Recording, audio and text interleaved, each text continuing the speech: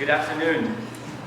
My name is Rigney, and I'm one of the Timepieces conference organizers, and it is my honor today to introduce my teacher and mentor from Utrecht University, Professor Anne Rigney, thanks to whom I'm standing here before you. It is thanks to a special connection between Toronto and Utrecht that brings her here as a keynote. Professor Rigney, or if you will allow me, Anne, is a graduate from the Center for Comparative Literature here at University of Toronto. She finished her Ph.D. thesis titled The Rhetoric of Historical Representation, Three Narrative Histories of the French Revolution, under supervision of the former director of the Center, Professor Peter Nesselroof, who is with us today. Having studied at the Center during the heyday of theory, she has participated in seminars with Paul Ricoeur, Jacques Derrida, shared an elevator with Michel Foucault, and has been even, as I got to know yesterday during the conference dinner, a research assistant to Edward Said. She's a passionate researcher that loves our Roberts Library and just couldn't say no to our invitation to come to Toronto on this special occasion of the 50th anniversary since the founding of the Comparative Literature program here at the University of Toronto. She has played a crucial role for collaboration between the Center for Comparative Literature here and Utrecht by inviting professors to visit Utrecht and participate in seminars that address transnational perspectives. Anne Rigney is a professor of comparative literature at Utrecht University, former chair of comparative literature, and is currently the head of the Department of Languages, Literature and Communication. She was trained at University College Dublin and University of Toronto in English, French and comparative literature. Her research explores the intersections between narrative, collective identity and contestations of the past across a wide range of media and cultural practices. She has played a leading role in the development of the field of cultural memory studies as a founder of the Utrecht Forum for Memory Studies, as a coordinator of the Network in Transnational Memory Studies, and as a project leader of EU project in search of transcultural memory in Europe. She has published widely on modern memory, cultures, and theory of history. Her many publications include The Afterlives of Walter Scott, Mediation, Remediation, and Dynamics of Memory, edited with Astrid Earle, Transnational Memory, edited with Chiara de Cesari. She's a member of the Royal Dutch Academy of Sciences and the Academia Europea, and was awarded an honorary doctorate by Aarhus University. She has been fascinated by the intersections between narrative, collective identity, and contestations of the past. She has published widely in the field of modern memory cultures with projects both on the 19th century and contemporary developments. She has also played an active role in cultural memory studies with particular focus on issues relating to mediation and transnationalism. She was recently awarded an European Research Council's Advanced Grant for Remembering Activism, the Cultural Memory of Protest in Europe, or REACT, which began in this January and will run for 5 years. Her talk today is titled Revolutionary Calendars and the Memory of Hope. Just yesterday, talking with Anne during the lunch, we came to a conclusion that remembering hope has almost taken on a life on its own. It is a very crucial topic that so many of us can relate to. And in times like ours, I ask, what does it mean to remember hope? I think such words bring about a certain affective reaction and create intimacy with a wide audience. Now, she has the chance to lead a research group that will investigate how protests have an afterlife in cultural memory in the form of stories told about them. Knowledge of this cultural memory is needed for a full understanding of civil resistance. For me, Anne will always remain a great and caring teacher who passionately teaches her students about cultural memory. Under her guidance, we read works by Pushkin, Scott, Delvaux, Sebald, with various questions in mind. How do culture, memory, and collective identity work together? How does the memory of collective past shape ideas about future? How does remembering work together with forgetting? And many others. We are grateful to have her here today. And once again, it's my pleasure and honor. Join me in an applause.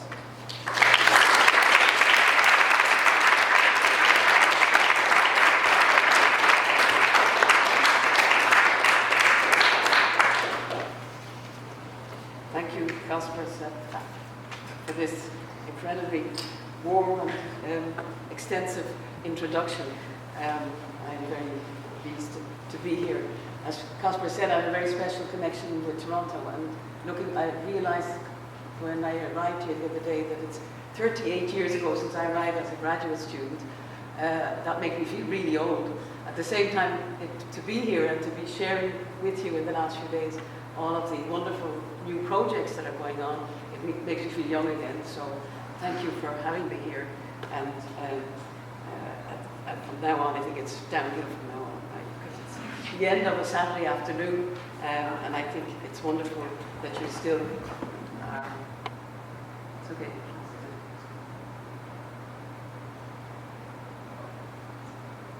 No, there we go.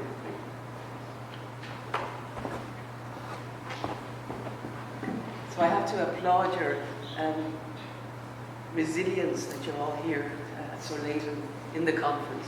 So let me try and begin immediately with something much more concrete, I think, than we've had so far today, and that is just 2 episodes of public protest. So just to set the scene for my talk. This is what you're probably familiar with. It's New York, 2011, Occupy Wall Street movement.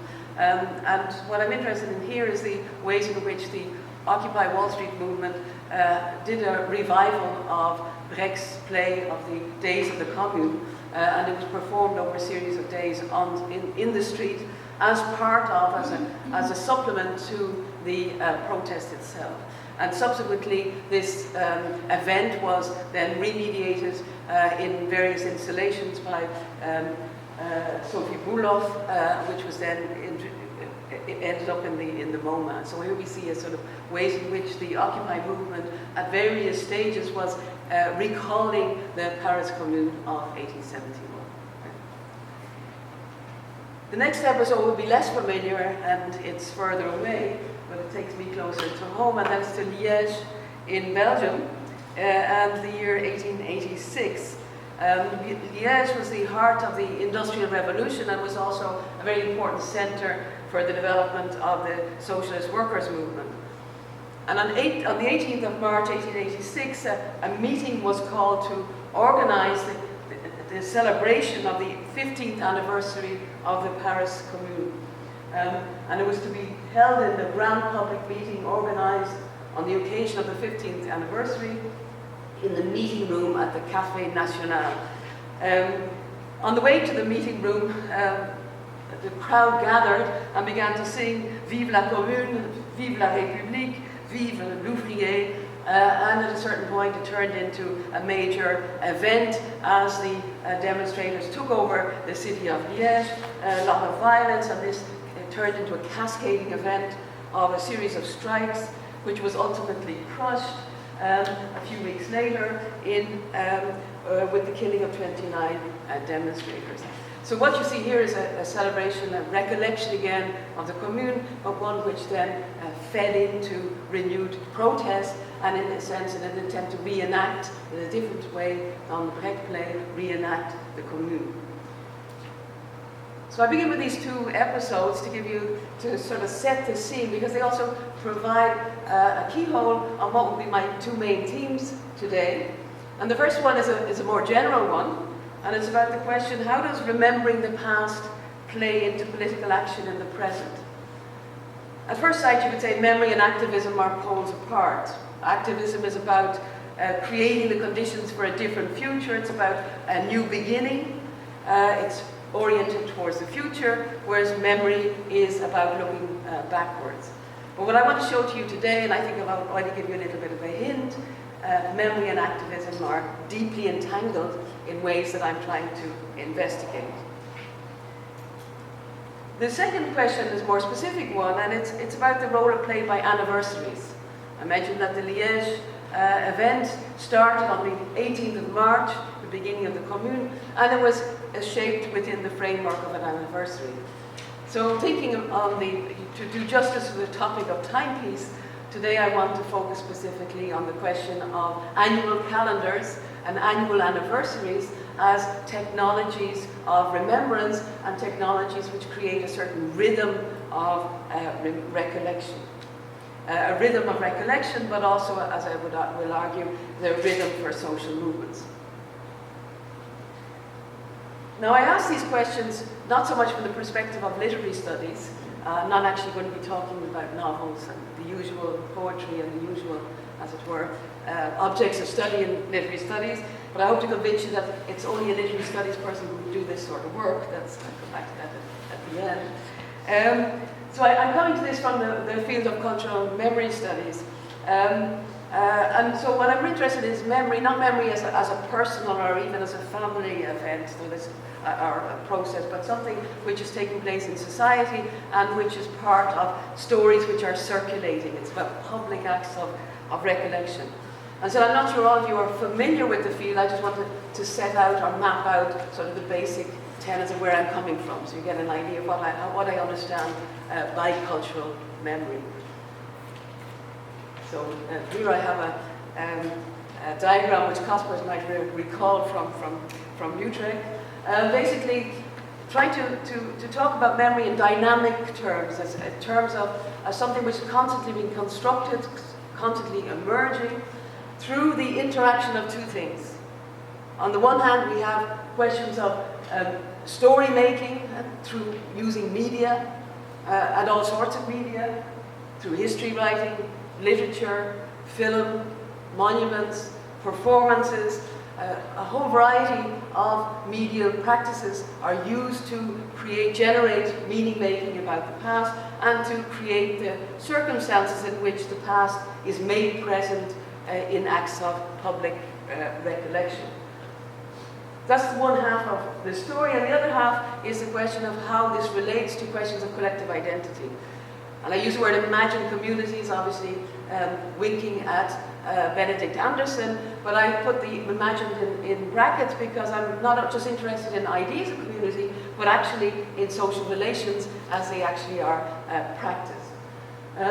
Social frameworks is another term that's used in memory studies going back to Hal Wax, who said that all acts of memory are shaped by the social framework in which they take place. And this is a dynamic process. It's about how the production of stories feeds into the production of collective identities, but also how actual social relations feeds into the production of stories. And so this is a process of constant remembering and forgetting as we negotiate collectively how we understand the past and how different groups struggle to have their story be the one which is most generally accepted. So this is the sort of the framework in which I'm coming to this discussion. And of course lots more could be said about this, but I go on to my main point here, is that cultural memory studies as it's developed in the last 30 years, maybe 40 years, has been very dominated by discussions about the Holocaust, and therefore has also been very dominated by questions of trauma. So you could say that we could speak of a traumatic paradigm in memory studies, and we've seen that, I think, in the last few days, where so many papers were discussing the question of traumatic memory. Now, in my work, I'm trying to challenge this paradigm by suggesting that it's time to move on from the traumatic, which is not to say that we don't have a lot of memory work still to do in dealing with the injustices of the past and the ongoing injustices which will be the subject of future remembrance. So don't get me wrong, I'm not saying that's not important, it remains extremely important. At the same time, I've become increasingly concerned about this overemphasis on the traumatic and therefore the overemphasis on victimhood. It's as if we can only think of history as history is where it hurts. It's all about the bad bits. And I think this is a very narrow view of the past. It's also, I will argue, a very narrow view of memory practices. I think by focusing on traumatic memory, we're also turning a blind eye to other sorts of engagements with the past, which are less dominated by the traumatic. So I think there's a scholarly interest in opening up this discussion to other sorts of memory. But I think there's also behind that is a sense of societal relevance. I think memory studies has been playing into the notion that history is where it hurts. It's been feeding into a notion that collective identity is defined by grievance. And that if you haven't got something to complain about, to put it crudely, then you haven't got an identity. And we've been seeing, I think, the fallout of this in recent political developments, with a return to a type of defensive nationalism which feeds upon a sense of grievance. And this, of course, is linked to what has come up in a number of papers in the last few days, is the difficulty of imagining a future, which I think is something that has been very much a theme in many of the papers that I heard. How do we imagine a future, if you like, in the post-grand narrative age? How do we imagine the future? And certainly in terms of memory studies, the question of the future has, if it has been addressed at all, it has been addressed in the form of never again. The nunca más, the nie wieder, never again. This is, of course, not exactly the stuff that dreams are made of. It's not why you get out of bed for. These are negative, sort of negative relation to the future. So what I wanted to put to you is that it's time to think critically about this apparent natural link between memory and trauma. And so this is what I am trying to do in thinking about memory and activism, which, and in thinking about it, I want to acknowledge the fact that I'm not the only one. I think we're moving into a new phase of memory study. So I just want to acknowledge here a number of works which have been published in the last few years, which I think are very important steps in the direction that I think it's important to go in. And for those of you who want to follow up more on what my talk today, a lot of what I've been saying today I have flagged in more theoretical terms in this article in Memory Studies from last year. Okay, so how do you go about this? How do you go about giving a more positive turn to memory studies without falling back into a sort of a naive belief in it'll all be right? So what I've been trying to do is to think through the concept of hope. And hope and the afterlife of hope.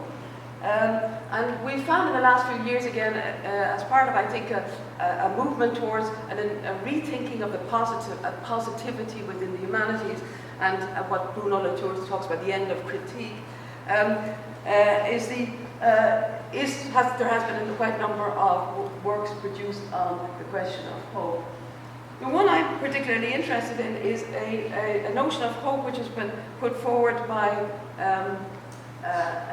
Mittelman in his book Hope in the Democratic Age, where he talks about hope as a civic virtue.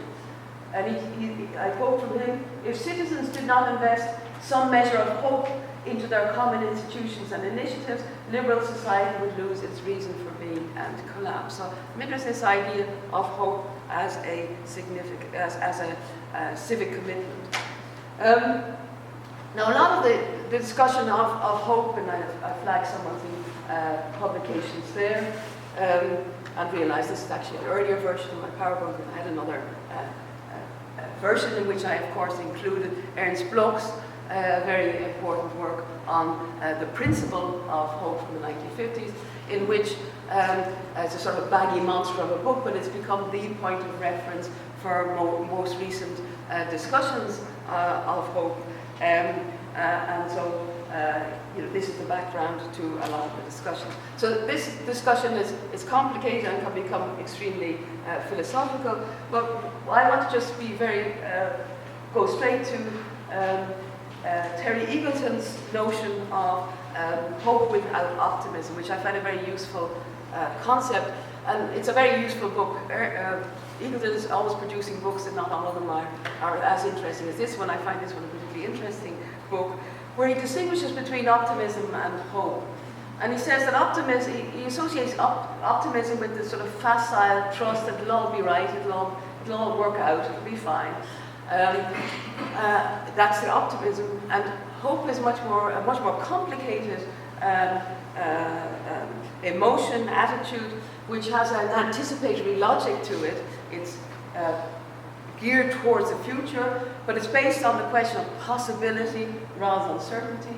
And it's a possibility which is intimately linked to the question of defeat.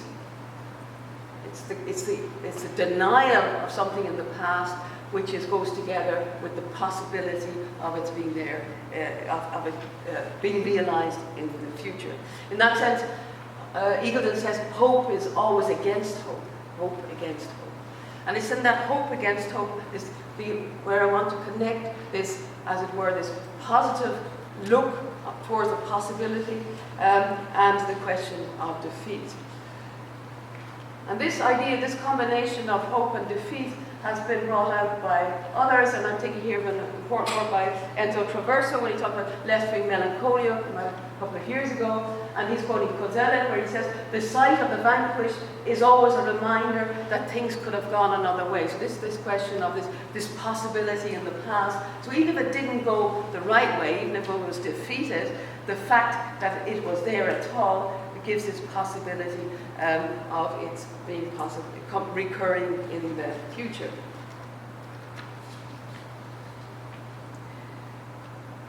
And another echo of this is also in a recent article by Judith Butler in a preface that she wrote to an intriguing book by Georges Didier Huberman on uprisings, in which she talks about this idea of how hope is fed by defeat. She says, so even when an uprising fails to achieve its goal, it nevertheless goes down in history, and that is still a deed, a discursive accomplishment with affective reverberations. A failed uprising can become a historically transmitted memory, an unfulfilled promise taken up by future generations who vow to realize those aims. One uprising cites another, becomes reanimated by its imagery and story. And I found this article actually after I had made my talk, but I found it so apt I said I had to include it. And what I'm interested here is this idea that she says it's that an uprising, even if it fails to achieve its aims, is still a deed.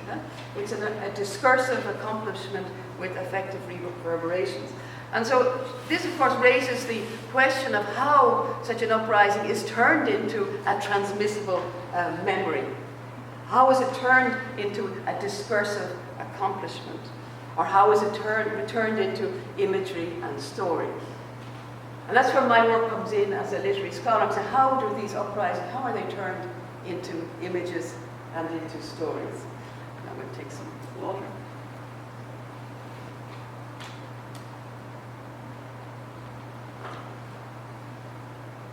Okay, so this is the general part of my talk. So now I want to go into the question of calendars. As a form which helps turn a deed, as it were, into a discursive accomplishment and more. So I had a question of calendars. We're all familiar with calendars. This one was beautifully empty because this is the days I'm in Toronto. So I want to talk about calendars as a specific cultural form. And I'm drawing here on the notion of Caroline Levine's notion of forms. I think it's a wonderful book where she talks about how forms exist in society outside of literature, whereas we're used to looking at forms and structuring principles in literature. She's saying we can actually find comparable forms in society. And one of the ones she mentions is calendars. And another, she also refers to a very important work by Evitar Serubavel on calendars. And his work has informed a lot of my thinking on the question of calendars. We tend to take calendars for granted. At best, they're mere placeholders for our activities. However, once we stop to think about it, we can see that calendars provide a key form for social life. They shape and they schedule our activities. In that sense, they're true timepieces. They allow us to schedule actions and hence make them predictable. And that means that we can also coordinate our actions in social life. That was actually one of the things that struck me about the railway timetables yesterday. It was the most important thing is about coordination. It's about the coordination of social life. And calendars, of course, are wonderful instruments for coordination. You could say they also shape our actions by designating how much time we are to spend on them.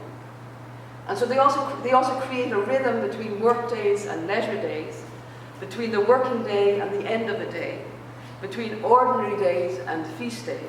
At least they did, of course, before we got the 24/7 calendar. So we have traditionally this oscillation between ordinary days and feast days. And they help us to coordinate our social life by allowing us to synchronize our watches on an hourly, daily, monthly, and even annual basis in the form of anniversaries, birthdays, and then centenaries when it comes to the long haul. And centenaries and anniversaries are very important as ways of coordinating memory. We tend to think of memory as something which is always there. It's not. Recollection has to be performed, and it's performed in a predictable way around these important events of anniversaries. Now, given the importance of calendars, it's no wonder that different political regimes have tried to stop the clock and to restart time. And this is something described very well by Sarah Gravel. And behind this, of course, the idea that calendars are totally arbitrary. Right? When it comes to the question of how we divide the day and the week, certainly the week is a very arbitrary construction. So there's a question of how do you organize the calendar?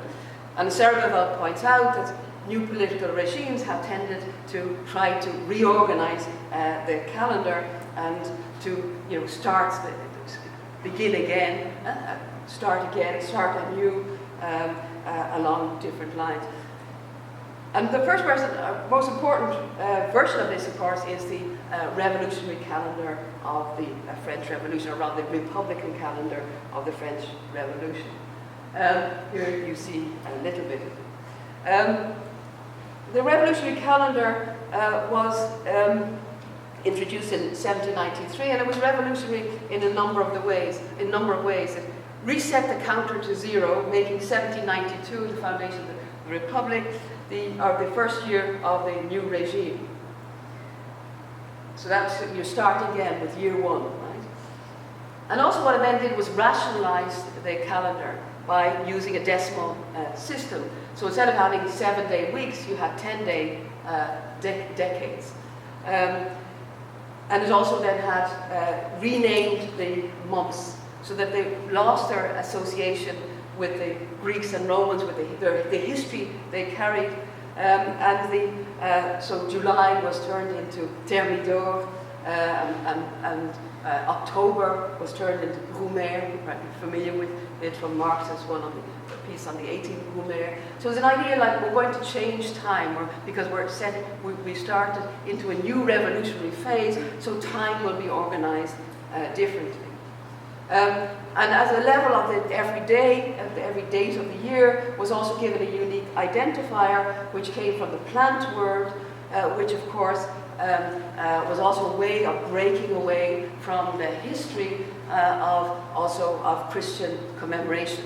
Because what this was, of course, modeled on was a Christian calendar of saints, which, I don't know, I was brought up as a Catholic. My mother had this old missal, and every day you indicated which saints were you to remember on that particular day. So the revolution was trying to get away from that, but it had this idea of every day should be named have its own name. Of course, old habits die hard, even for revolutionaries, and so this calendar ended up being abolished in 1805 when Napoleon consolidated his power. because it turned out to be just incredibly difficult for them in the same place at the same time, because the calendar was getting everybody confused, because it was such a weight also of how you dealt with time until then. Interesting, however, this revolutionary calendar, precisely this one, was revived for 18 full days during the Paris Commune of 1871, which again was a gesture of we are entering a new time, but also, of course, it was a gesture of recollection. We are now reconnecting with the tradition of the revolution, the earlier revolution of 1789, 1792. So, if you like, memory keeps creeping back into these movements, even as they're striving to indicate the idea we're in a new era. And this we can see in the fact that throughout the 19th century, we see a tradition of revolutionary calendars emerging. The use of different new types of calendars to indicate a new type of world, where remembrance was no longer linked to the Christian tradition, but specifically to particular causes which were being avowed, supported by the makers of the calendars. An early example of this was already of the sort of one I'm thinking about came out actually in 1788, and it's called Almanach pour les honnêtes gens, and it was published in 1788 and republished in 1836. And what makes this one interesting, and I'm sorry you can't see it, you're going to have to believe me on this one. Based for every day of the year, it gives the name of a great man, because they're all men, a great man you're supposed to remember on that day. Usually writers, Descartes, Shakespeare, Cervantes, Condillac, Fénelon, they're all mentioned here. So it's a version of the pantheon idea of the illustrious men who are being remembered. But already it's an entrance of these calendars into secular time by the fact that it's linked to the commemoration of particular, if you like, secular saints. But the one calendar I want to talk about in more specific detail is a calendar which was produced in 1888 in the Commonweal. And the Commonweal was the journal of the Socialist League, and it was edited by William Morris, whom you probably know for the great wallpaper. But he was actually really important in the Socialist League and was very active in this in developing this revolutionary calendar. What the revolutionary calendar was is that throughout the whole year, 1888, every week he produced a list of the people or events to be commemorated on that particular day. So this where you have here is the week which is ending on the 24th of March. And so on that day, that week, readers are invited on the Sunday to recollect the beginning of the revolution in Berlin in 1848, the beginning of the Commune of Paris in 1871, as well as the death of the young Germany poet Freiligrath in 1876, also involved in the 1848 revolution. So what you see is that you get a superimposition of different events on the same day. So 1848 and the Commune work together on Sunday. On Tuesday, we commemorate the death of the young Irelander, also associated with 1848, John Mitchell. On Wednesday, the death of Goethe. Thursday recollects the end of a miners' strike in Wales in 1873. And Friday, the execution of the radical journalist Hébert in Paris in 1794, and so on. And so what you see here is the ways in which it's very local in some ways, a miners' strike in Wales on the one hand, on the other hand it's very transnational, it goes to Paris and to Berlin.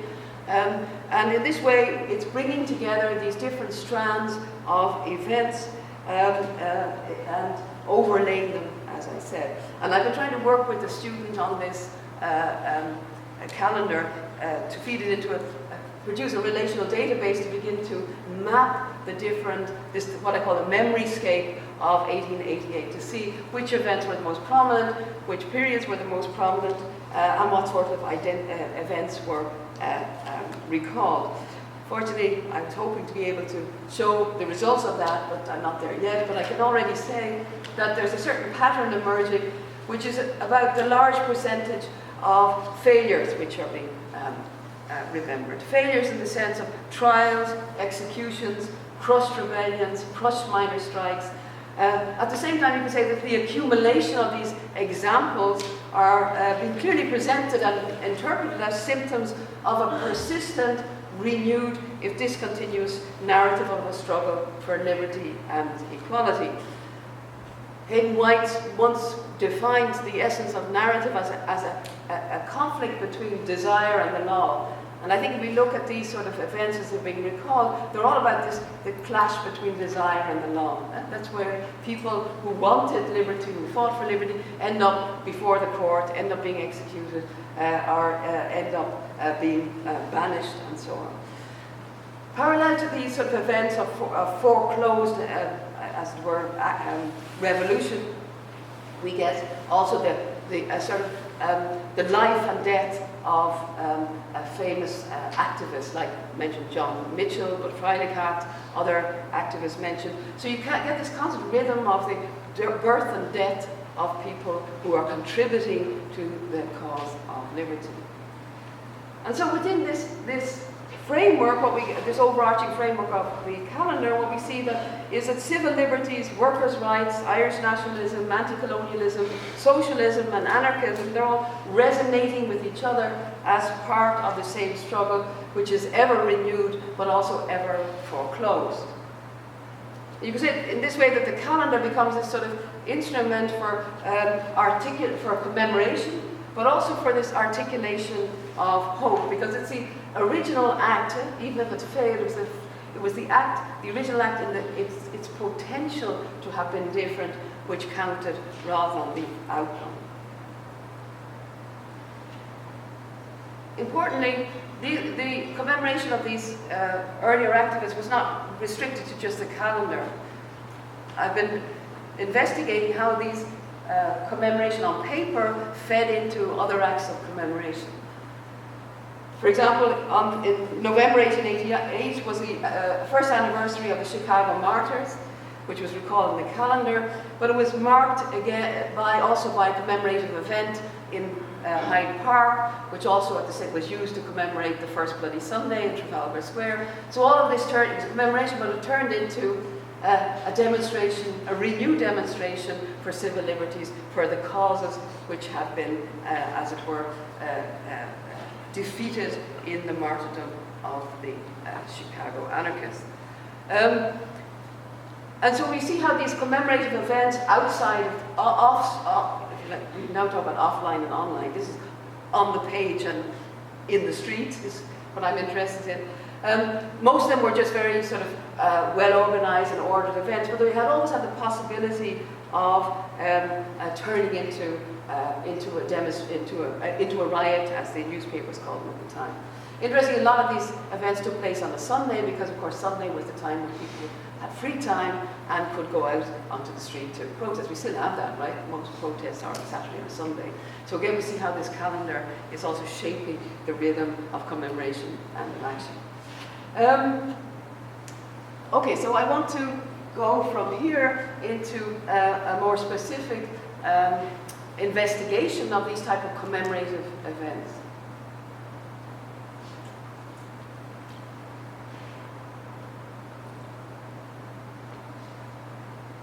And I want to do so by looking at the commemorations of the Paris Commune, because I already flagged the importance of this at the beginning of my talk. And of course, it was a real site of memory for radical movements since the late 19th century. And what I want to show is how the annual commemoration of this event became a fixed item in the annual calendar of various movements, but I'm particularly interested in the socialist anarchist movement. Okay, so as most of you will probably know, the Paris Commune began on the 18th of March 1871 and collapsed on the 28th of May in the same year, after its violent repression by the government forces in the final bloody week that left an estimated 17,000 Parisians dead, thousands deported to New Caledonia, and thousands more in exile. So you could say it had all the ingredients of being a traumatic event, which it was. But curiously, as I'm going to show you, that's not the way in which it has been remembered. And its remembrance has been the subject of huge contestation. And particularly in the first decades after the event, we see huge struggles between those who supported the Commune and those who condemned it in the attempt to define the event for memory. Interesting, however, after a couple of decades, the real stakeholders in the memory of the Commune, those who wanted to keep the memory alive, tended to be those who supported it rather than those who condemned it, which I think is an interesting fact. I can draw on a lot of very interesting material which has come out recently on the memory of the Commune, so I'll just acknowledge some of those references here. One particularly interesting book is actually in Dutch by the Dutch historian Dennis Bos, Bloed en Barricade, a very large book which is very rich. It gives a lot of information about the long-term patterns in the commemoration of the Commune. So his analysis ranges from the sort of the ways in which the communist parties and other official parties attempted to control its legacy. It became a point of reference as what Manuel Castells has called an anticipatory communal utopia, exemplifying a sort of a moment of insurgence, a time out of time, a path that was briefly taken. And so we can see in the commemoration of the Commune that it spread out into, as Voss shows, that it's commemorated throughout Europe, but also throughout the Americas. And Voss shows how it was referred to, how it was invoked and celebrated in Cartagena, in Mexico, Shanghai, Hungary, Paris, Chile, New York. So it was a really a very global phenomenon. And we see, and it was connected into local histories in those celebrations. And this idea of connecting it multidirectionally into other histories has going on to the present day, and I just referred to a couple of more recent, the movie by Peter Watkins, La Commune, and plays about Louise Michel, and most recently by Paul Mason, Divine Chaos, which attempt to connect the Commune particularly to the colonial past of France. So you see how it's been generating a huge amount of attention, devotion and interpretation in the last years. However, what I want to ponder here is a more general trend. The fact that the long-term remembrance of the Commune has been a subject of celebration. The annual procession to the Mur des Fédérés at the Père Lachaise cemetery in France, where many were executed in May of 1871, has been an important feature of the memory of the Commune, especially in France, but it's by no means the only tradition. Despite the Commune having involved such terrible bloodshed, it has been recalled as something positive by those invested in its memory. So then we have to ask ourselves, how can we explain the fact that an event which ended in violent repression nevertheless left a hopeful memory rather than a traumatic one? Counterintuitively, in view of the violence it unleashed, the Commune became something to be celebrated rather than mourned. And this view was articulated most polemically in the 14 Thesis sur la Commune, which was signed on the 18th of March 1962 by the Situationist International to coincide with the anniversary of the beginning of the Commune.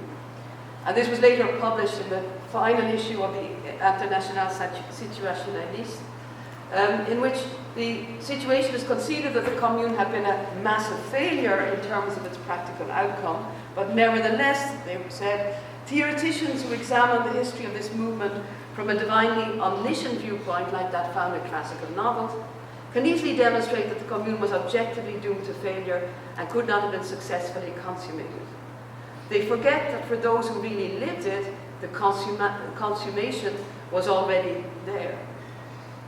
And of course, this view of the Commune echoes Walter Benjamin's belief that certain moments of exception, what he called the Jetztzeit, call a halt to the passage of time.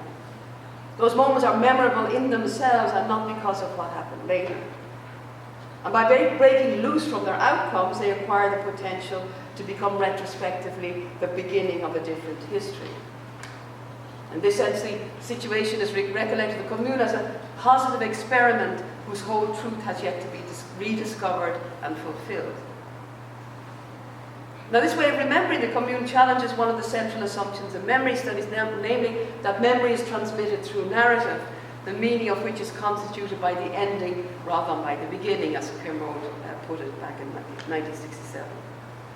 Instead, the situationist recollection of the Commune undoes the work of time and undoes the work of history by ignoring the outcome.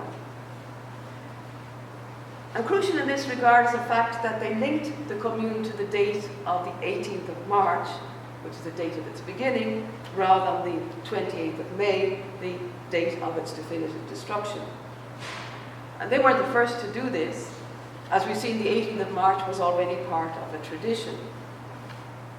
And it represents a specifically utopian mode of remembrance that refuses to acknowledge what came later and seizes instead on the promise of the beginning and on what De Boer and his colleagues call the consummation that was already there.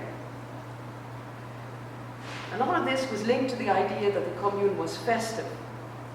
And here I come to the idea, another sort of form. I talk about the calendar as a form, but the party is another form for organizing social life. And the party, and the idea that the Commune was a party is very much part of a tradition. And the thesis too of the situation said it was the biggest party of the 19th century. La plus grande fête du 19e siècle. So already in 1872, on the occasion of the first anniversary of the Commune, Eleanor Marx wrote that despite the tragic horrors of that terrible year, we were a merry party. And this is what she's describing the commemoration of the Commune. So it's just within a year of the total destruction of the Commune. Christine Ross's fascinating book on the Commune, the Communal Luxury from 2015, describes the legacy of the Commune in similarly positive terms, and she links it to the memory of the sharing of food and to what she calls the sensual detail of a transformed everyday. Ross explains these positive associations by the fact that the Commune had not only succeeded in its first days and weeks in organizing communal meals for a population on the brink of starvation, but that it has also successfully unleashed the belief that a more beautiful life, what she calls communal luxury, was actually possible. Ross's highly original book is primarily concerned with reinterpreting the Commune as it unfolded in 1871, and with showing how it fed into various contemporary utopian projects to which the idea of a transformed everyday was central. I contend, however, that in order to explain why the Commune came to be remembered as a party or as a festival, it's not enough to analyse the Commune itself as it unfolded in 1871, because that's history. Attention has to be paid to its memory, that is to say, to the cultural modes of its transmission. How the hope it mobilised was carried over in the years after 1871. As Ross notes in passing, but without providing much detail, the Commune was remembered by its supporters in the form of a party.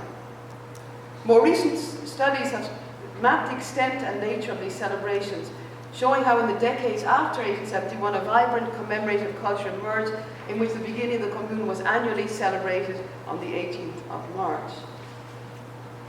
Most of these celebrations were in the outside of France, and that of course begs for me the question to what extent the possibility of seeing the Commune as a party was a function of experience at a distance.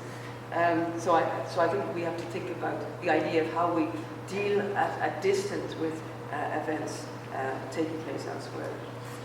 But certainly there was annual celebrations of the Commune throughout Europe and the Americas up to World War I, after which it became superseded by the big Russian Revolution, the first one to, at least at that time, it seemed to have succeeded. So on to the first Russian Revolution, we had these annual balls, and here you see a wonderful poster from the Institute of Social History in Amsterdam, which is from New York, and it's the 9th anniversary of the Revolution, March the 18th, and it's actually, it's a grand festival, a concert, banquet and ball, with a wonderful, featuring Madame Desire, which I think is wonderful as down to sort of, it's about sort of coming together and celebrating. So in the first decade, celebrations took generally the form of meetings with speeches commemorating communards, but with music, eating, communal singing, games and dancing. In the immediate aftermath of the Commune, when a virtual damnatio memoriae was still in force in the French public sphere, small-scale local commemorations did take place in Paris in the form of communal meals that were themselves performative recollections of similar meals organised during the Commune itself. And Michel Coquelin has written with reference to the United States of the, I quote, annual cycle of lavish festivals complete with oratory, tableau vivant, music and dancing, the postbellum radical stage each year to celebrate the start of the uprising. And Voss described a celebration in Chicago in 1884 involving a mass picnic at the lake, shooting competitions and lots of beer and music. You really wanted to have been there when you read. Reports indicate that these events were less, therefore, about mourning the end of a dream than about coming together in the here and now to make common cause with each other and with the communard. They brought together local activists and foreigners from different countries whose political beliefs had driven them into exile. And these exiles included communards themselves, most notably Louise Michel, who attended various meetings as a living embodiment of the continuity between 1871 and the present moment. In 1880, the anarchist Peter Kropotkin evoked the sense of connectedness generating by such occasions. Let's see if I have it here. Okay. And he said, and yet it is still towards that date of March 1871 that we turn our gaze. It is to that our best memories are attached. It is the anniversary of that memorable day that the proletariat of both hemispheres attempts to celebrate solemnly. And tomorrow night, hundreds of thousands of workers' hearts will beat in unison, fraternizing across frontiers and oceans, in Europe, in the United States, in South America, in memory of the rebellion of the Paris proletariat. The beating in unisons of hearts was no mere turn of phrase, because evidence suggests that physical togetherness and conviviality, even touch, were central to the celebration of the Commune. And it was through this embodied performance of eating and drinking together that the legacy was recalled. And I think a late echo of this tradition, I think, is to be found in Karen Blixen's story, Babette's Feast, where, if you may recall, a communard refugee to Denmark blows all her money on cooking a fantastic meal for her local friends. And both the quality of the food and the fact of sharing it create an unforgettable moment in which history is suspended, but all the money is gone, so we don't know about the tomorrow. It's the here and now of that moment of celebration. And of course, this is itself part of a tradition of banqueting and festivals, which goes back to the French Revolution itself, has been studied by Mona Ozouf and others. And it's also part of, I would say, late 19th century, a tradition of commemoration, the Burn Supper, which some of you are maybe familiar with, which is about, again, coming together and celebrating, and the memory of the immortal memory of the radical poet, but it's through, again, singing and eating. Beating in unison across the world. This, of course, too was not just an idea that Kropotkin had. Part of the traditions of the commemorations was also to send telegrams to each other, so that you could know that, you know, we're celebrating here, are you also celebrating there? And then the telegrams would come back. And I have an example here where they talk about the telegrams and sympathy and greeting were read from Brussels, the National Committee of the French Workmen's Party in Paris, the Socialistic Labour Party in New York, the Federation of Socialists Paris, 2 telegrams from Ireland, Glasgow, Dundee, Edinburgh, the Isle of Wight, and so on. So in different spaces they were celebrating the sense of being in a network connected to people who are celebrating elsewhere. So in this Twitter, pre-digital age, they were using technologies to create this sense of sharing the moment and sharing a common cause. And often referring to the notion that next year we'll be coming back and we'll share it again. And have many quotes referring to how happy people were, how joyful it was, and so on, but I spare you that. You could perhaps say that the memory of the uprising was contained within this commemorative structure, right? By having, say, well, we're thinking about the Commune on the 18th of March, and then on the 19th of March we can go about our business. So you could say it's a way of containing the memory, of structuring the memory, a way of commodifying it, and reducing it, as it were, to a mere party. But looking at the sort of discourses around it, one gets the impression that something else was happening.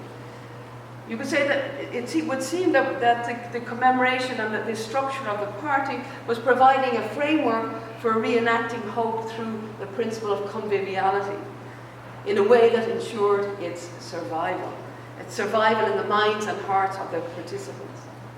Now, this survival was not on a grand scale, to be sure. It was linked to those people who chose to participate in the events. But it was no less significant for being carried at that, if you like, at the level of the micro-politics of celebration, because it ensured its survival among a small groups of activists who, as it were, reenacted the idea of this new beginning, the social harmony, the possibility of carrying on the struggle through this sharing of pleasure. And sometimes the sharing of pleasure could turn into derail, as it were, into another sort of event. And here I bring us back to Liège, with which I began, which you see, you now be able to place this tradition, the meeting in the town hall, but on the way to the town hall to have their celebration, it derails into, at least derails from the authorities' point of view, but it turned into the possibility, it's happening now, and we're going to move into taking over the city, alas, ending up again in having succeeded for several weeks, ending up in a failure. So I want to move to my conclusion.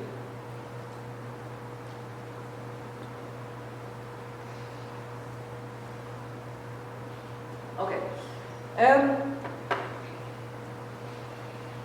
In the past 40 minutes, I hope to have shown you that the reality of the violent suppression of the Commune did not dictate its memory.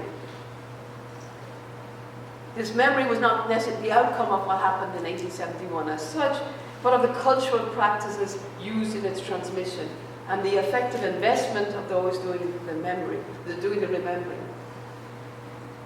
Memory activism helped to secure the memory of the Commune as a moment of possibility, thereby overwriting the course of history. Ernst Bloch once described hope in terms of the still undischarged future of the past. I hope to have shown how the still undischarged future of the past could return as pleasurable practices of remembrance that were at once highly localized in their execution but transnational in their reach. And what we see happening here is that the act of remembrance becomes counter-history. It's contradicting the flow of history, the outcome of history. It's by replacing it by this memory of positivity. And if we were to concentrate more on those traditions of remembrance, I think that we would get away, at least in part, from just this framing action in terms merely of victimhood and grievance, but shift us more to the idea of willful subjects, to use Ahmed's term, willful subjects trying to achieve something. And I think these traditions have been obscured, but they're definitely there, and I hope to be able to, as time passes, to make more of them known. The second point I want to make is again, to come back to this idea of the importance of anniversaries and, as it were, scheduling the revolution, as it were, making giving a rhythm to memory and giving a rhythm to activism. And I've been looking at other cases where we see how anniversaries and demonstrations and moments of revolutionary moments go together, and there's many of them. But I just mentioned one, which struck me yesterday in the Guardian newspaper. A headline came up to meet me as I woke up, what you do first thing in the morning, and the headlines in the Guardian. Today was the anniversary, or Friday was the anniversary of the killing of demonstrators last year and the subsequent demonstrations through the year. So this idea of braces for anniversary of demonstrations. So here I think we see this, the ways in which this idea of anniversary as providing a rhythm for recollection is also providing a rhythm for a social action. And this brings me to my last point, is to the question of, what is our task as cultural scholars? And Caspar began kind of by referring to my past as a student of comparative literature, and I still considered myself to be a literary scholar, but it's been evident, I think, to you that what I've been looking at has not been literature in the text, but if you like, literature in the wild. It's literature outside of literature. It's literature as this formative principle in practices of commemoration and practices of storytelling. And I think we have, there's a possibility for us as literary scholars. I think we extend our remit beyond looking at literary text, which we should of course continue to do. But I think we could have the possibility of also contributing to an understanding more of social action in ways which political scientists and social scientists cannot do. For political scientists, social movements are about the rise and fall of social movements.